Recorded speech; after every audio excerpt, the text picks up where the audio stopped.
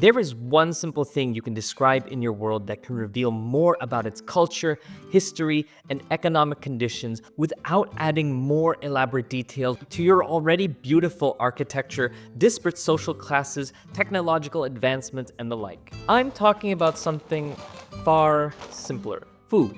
Anywhere you go in the world, food is a major factor that can distinguish between cultures and histories and economies and even religious practices. Wars have been fought over spices and simple ingredients. Recipes that are traditions old have been passed down from generation to generation, and entire communities have been shaped by their cuisine. But let's be honest, how often do we as dungeon masters use food as a tool to build our worlds? I myself have focused so much on building the cultures, political conflicts, epic landscapes that food just kinda took a back seat. Now, I'm not saying there's anything wrong with sticking with the time-honored fantasy tropes like roasted meats and ales and rations and things like that. They work because they're simple. You don't really have to put too much thought about it. A general description is usually enough to get your players going, and it's hard to bother with a banquet when most of the time our players are out busy raiding some dungeon somewhere. But here's the thing.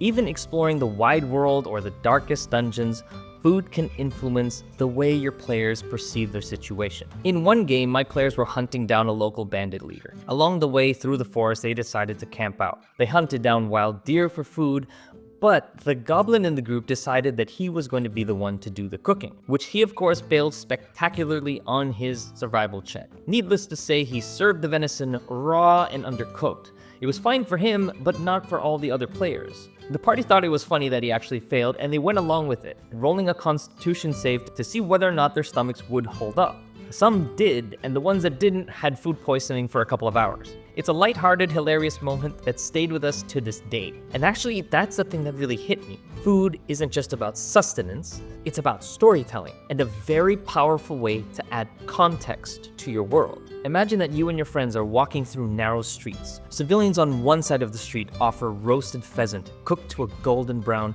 glazed with honey. On the other hand, you are offered jeweled rice, dotted with pomegranate seeds, and flaky pastries filled with spiced custard. Ruby red wine is poured generously into silver goblets, and ahead of you, the mayor watches you contemptuously as you slowly make your way towards her. Now compare that to this. You and your friends are walking through some narrow streets. Civilians with hollow eyes sit along the sides of the cracked cobblestones, gnawing away at stale, moldy bread no bigger than the size of their hands. It is so quiet.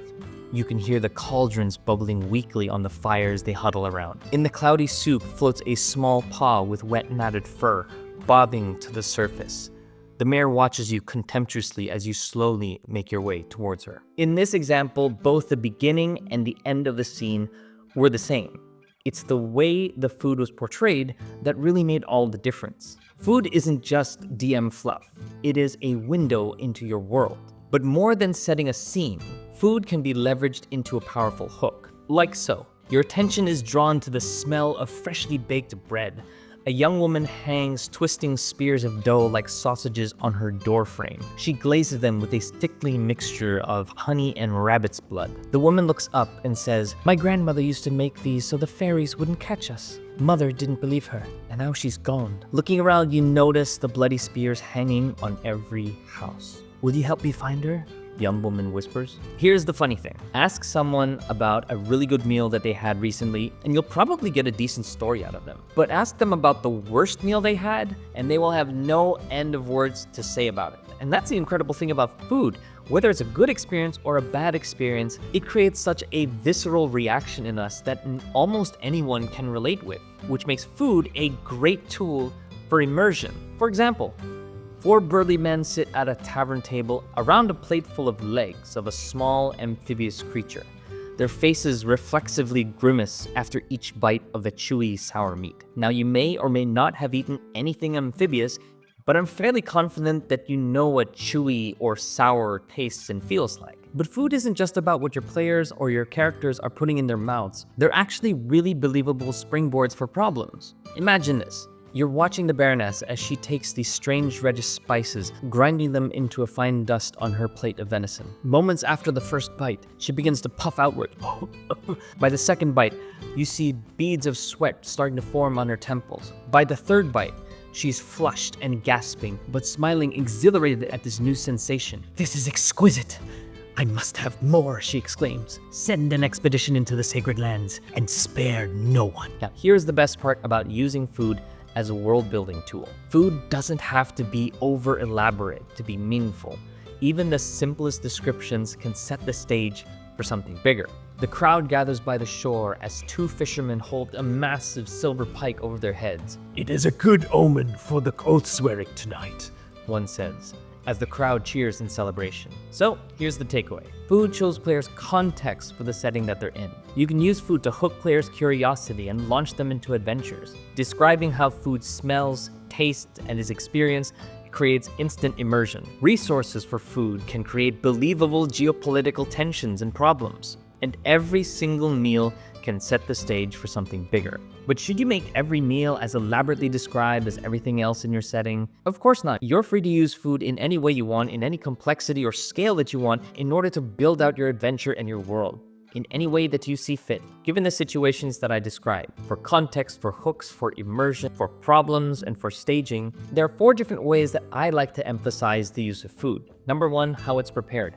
What goes into it? Are they common ingredients? Are they rare ingredients? Are the ingredients things that are easily accessible, or does it take a little bit of effort? Number 2, how it's perceived.